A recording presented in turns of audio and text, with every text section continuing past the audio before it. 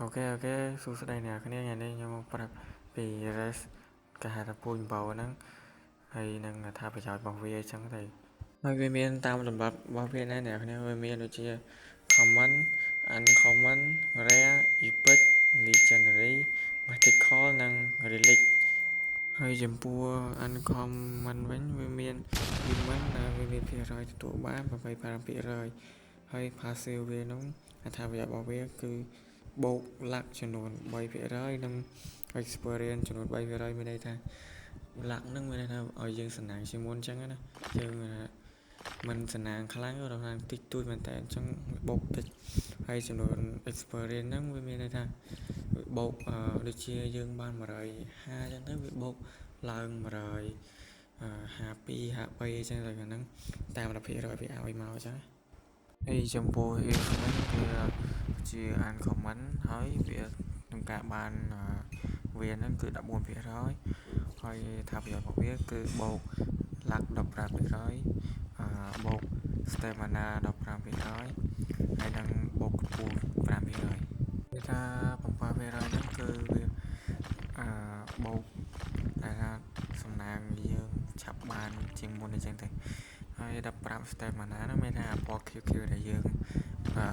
រត់ទៅយើងផ្លាស់ទីហ្នឹងគឺវាអត់ងាយអស់ហើយវាបូក 15% ថាវា 100% អញ្ចឹងវាបូក10% ចឹងបូក10អញ្ចឹងទៅហើយកម្ពស់វិញគឺវាបូក 5% មានតែកម្ពស់វាខ្ពស់ជាងមុនអញ្ចឹងទៅហើយយើងចូលមកដល់ zombie វិញវាជាប្រភេទ common ដែរហើយភាគរយដែលទទួលបានវាគឺ 13.75% ហើយអត្ថប្រយោជន៍របស់វាបូក2ឈាមនៅរាល់ពេល5វិនាទីម្ដងមានន័យថានៅពេលដែលបិសាចវាយយើងអញ្ចឹងទៅហើយឈាមយើងអស់នៅសល់ 50% អញ្ចឹងវាបូកឲ្យយើងបាន2ទៅ3ឈាមនៅពេលដែលបិសាចនឹងជប់វាយយើងអញ្ចឹង5វិនាទីទៅវាឡើងឈាមម្ដងអញ្ចឹងទៅវា 15% ណាមានន័យថាវាគឺពេលដែលយើងដែលថាចិត្តងាប់អញ្ចឹងទៅវានឹងបូកឈាម 15% នឹងមកវិញអញ្ចឹងតាមដើម្បីតែគេវាយមកយើងអញ្ចឹងទៅដើម្បីគេវាយមកប្រហែលឈាមយើងឡើងប៉ុណ្ណឹងអញ្ចឹងទៅហើយបូកនឹងឈាមយើងឡើង5វិនាទីម្ដងនៅពេលដែលគេវាយអស់ឈាមហ្នឹងទៅប្រកបលីងវិញវាគឺជាប្រភេទ rest ហើយវាទទួលបាននៅ 10.4% ហើយអត្ថប្រយោជន៍របស់វាគឺវាបូករត់លឿនចំនួន 15% វាយលឿនចំនួន 10% ហើយនឹងដកឈាមយើងនឹង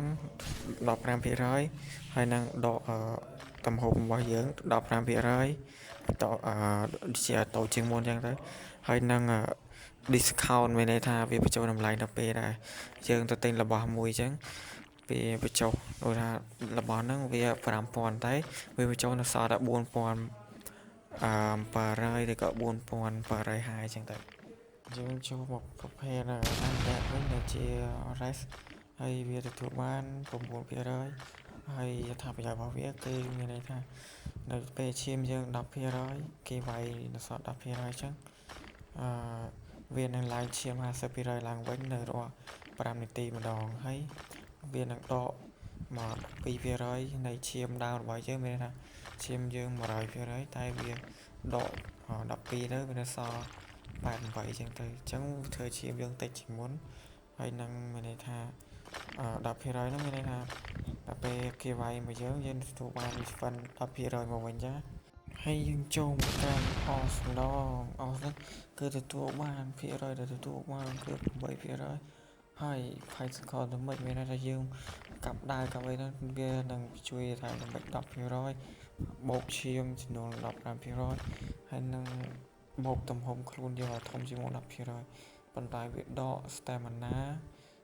ការយើងរត់ដែលថាទៅឆ្វេងទៅស្ដាំឲ្យយើងដាស់ហ្នឹងហើយនឹងវាដក movement speed ដករត់លឿនយើង 10% ឲ្យយើងរត់ទៅយឺតជាងមុនអញ្ចឹងទៅ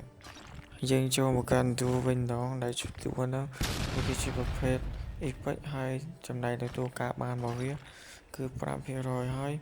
វាបូក 15% នៃការជែករករ៉ែដើម្បីឲ្យជីក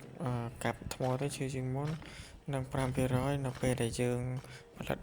អីវាបានរបស់ចាំបានរបស់សំខាន់អញ្ចឹងរបស់ដែលយើងចង់បានល្អអញ្ចឹងហើយចំពោះ20% មានន័យថា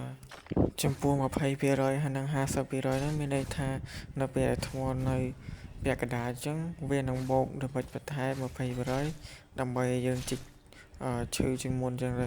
ហើយវាដកកម្ពស់របស់យើង20% និងដករថលឿនរបស់យើង5%ចំពោះវីដេអូមួយនេះខ្ញុំសូមបញ្ចប់ត្រឹមនឹងសិនទេហើយចាំទស្សនាដល់វីដេអូវគ្គ2បន្តទៀតព្រោះថ្ងៃហ្នឹងខ្ញុំអត់សូវបានធ្វើទេព្រោះរៀងរវល់រៀនអញ្ចឹងខ្ញុំសូមផាកត្រឹមនឹងសិនអញ្ចឹងជួបគ្នានៅវីដេអូក្រោយទៀតបាយបាយ